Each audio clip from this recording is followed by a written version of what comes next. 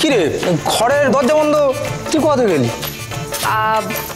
যাহা বলিব সত্য বলিব, সত্য বই মিথ্যা বলিব না। হ্যাঁ বল। কাল রাতে আমি আমার মায়ের কাছে ছিলাম। কেন?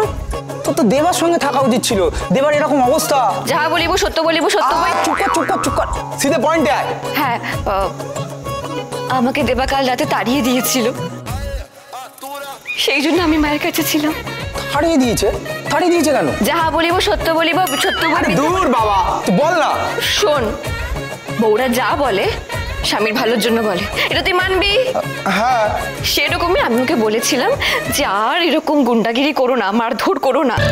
আমাদের বিয়ে হয়ে গেছে, আজকে আমরা দুজন আছি, এরপর 2 থেকে 3 হব, 3 থেকে 4 হব, 4 থেকে 5। বাস। এর জন্য তোকে তাড়িয়ে দিল? হ্যাঁ। দাঁড়া তো। দেবা, দেবা, দেবা, এই দেবা, দরজাটা তো খুলছে না। দেবা, দেবা ওঠো না, ওঠো। কি হয়েছে?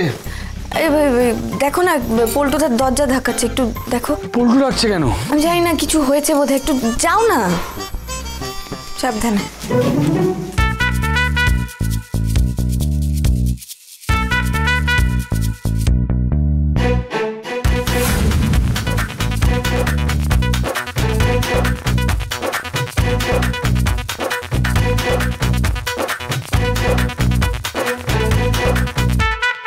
কি হয়েছে? এই তুই ঝিলিককে তাড়িয়ে দিয়েছিস কেন? আমি? কখন? কখন মানে? কাল রাতে। তুমি জানো দেবা আমার কত কষ্ট হয়েছে। ঝিলিক এসেছে নাকি আবার? সারা রাত আমি কলতলায় বসে মশার কামড় খেয়েছি। হ্যাঁ, এই যে তুই বললি যে তুই কাল রাতে পুষ্পমাসির কাছে ছিলিস। কি আর বলবো বল্টু, এসব বউদের বলতে হয় স্বামীর সম্মান রক্ষা করার জন্য।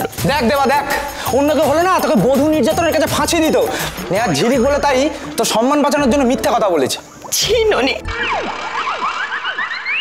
ছি দেবা। তুমি ভেতরে চলো। ঠিক আছে শোন, যা হয়েছে তোরা মিটিংয়ে, আমি গ্যারেজ থেকে আসছি। Thank you Paltu.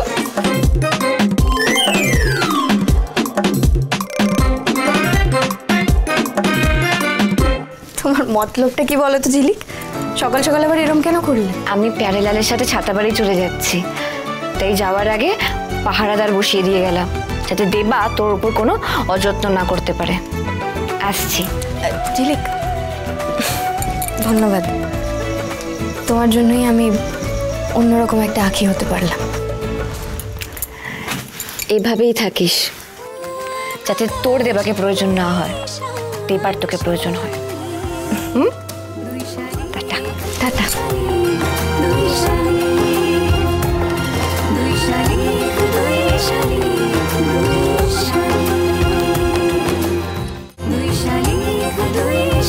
দুই শালিক, সোম থেকে রবি প্রতিদিন বিকেল 5:30টায় স্টার জলসায় ও জিও হটস্টারে।